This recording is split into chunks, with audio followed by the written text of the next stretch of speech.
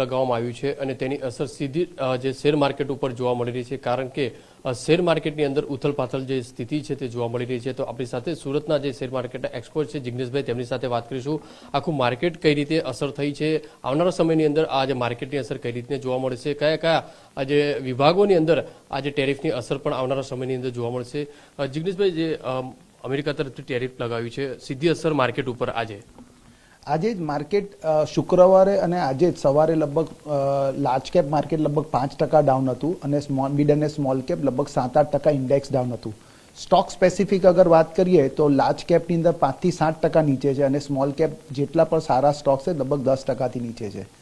માર્કેટને overall જે બીક છે 2 દિવસ રહીને આરબીઆઈની પોલિસી છે, ત્યારબાદ ટેરિફની ઉપર લાગુ પણ 9 તારીખથી થવાનું છે, એ ભયથી આજથી જ માર્કેટ ડિસ્કાઉન્ટ કરી દીધું છે।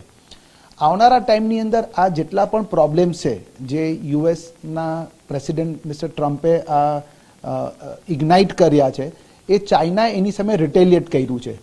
જે રીતે એ લોકોને લાગ્યું કે મારી વાત માની લેવામાં આવશે ચાઇના થકી, પણ ચાઇના માની નહીં, પોતાને એની સામે વધારે ટેરિફ લગાડ્યા।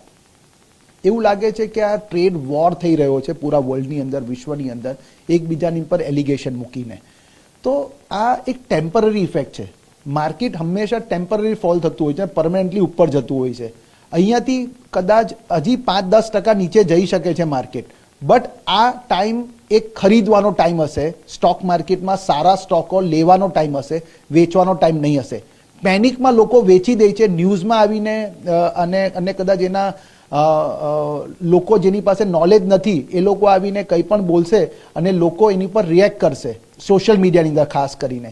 પણ હું તમને કહીશ કે ઇન્ડિયા એક બહુ જ સોલિડ બિઝનેસ ફંડામેન્ટલ્સ પર ચાલી રહ્યું છે, કન્ઝમ્પશનની થિયરી છે અને આજે જે તમને 8-10% સસ્તું મળી રહ્યું છે સ્ટોક માર્કેટની અંદર છેલ્લા 2 દિવસોમાં, અને છેલ્લા અગર 4 મહિનામાં વાત કરું તો 20-25% તમને ભાવથી નીચે સારા સ્ટોકો મળી રહ્યા છે। એને એક્યુમ્યુલેટ કરો, છેલ્લે સમજ નહીં પડે તો મ્યુચ્યુઅલ ફંડમાં જાઓ, પીએમએસ કરો, એઆઈએફ કરો, બટ તમે ઇન્વેસ્ટેડ રહો।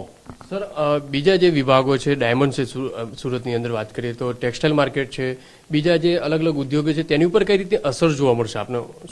સો ડેફિનેટલી જ્યારે આવી અનસર્ટેનિટી હોય છે ત્યારે તમારી લક્ઝરી આઇટમ્સ પર ઇફેક્ટ હોતી હોય છે। ડાયમંડ માર્કેટ એક ખરાબ સ્થિતિથી પાસ થઈ રહ્યું છે અને લેબગ્રોન એની ઉપર ઘણો મોટો રોલ પ્લે કરી રહ્યો છે।